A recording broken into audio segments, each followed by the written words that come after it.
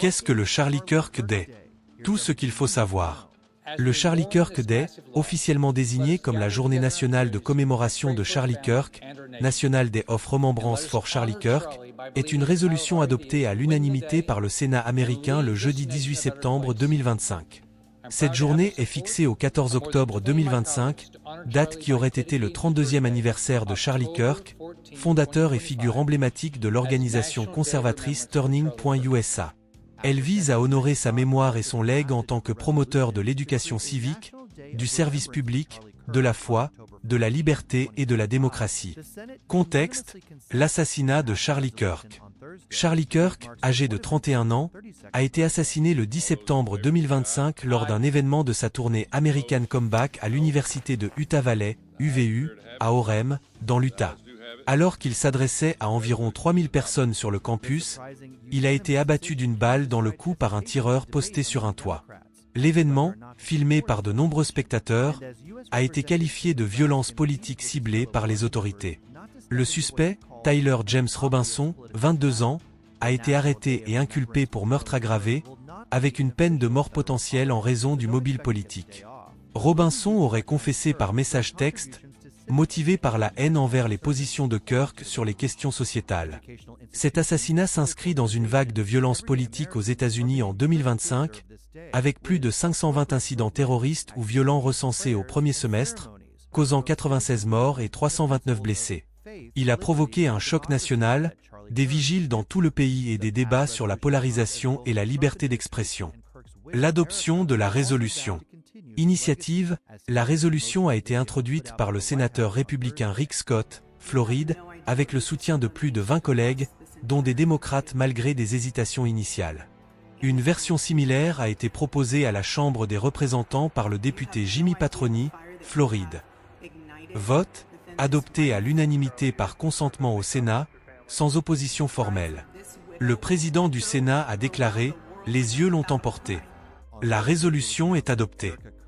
Contenu, elle reconnaît les contributions de Kirk à l'engagement civique, encourage les institutions éducatives, organisations civiques et citoyens à organiser des programmes, activités, prières et cérémonies pour promouvoir la foi, la liberté et la démocratie, principes défendus par Kirk. Statut, ce n'est pas un jour férié fédéral officiel, pas de congé payé. C'est une reconnaissance symbolique, non contraignante, mais elle appelle à une observance nationale.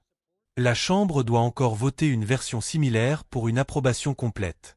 Malgré des débats chez les démocrates, le représentant Jem Raskin, Maryland, l'ayant qualifié de piège politique évident en raison des positions controversées de Kirk, soutien aux armes, critiques anti-LGBTQ+, commentaires racistes présumés. L'unité bipartisane a prévalu pour éviter une fracture plus profonde. Comment observer la journée?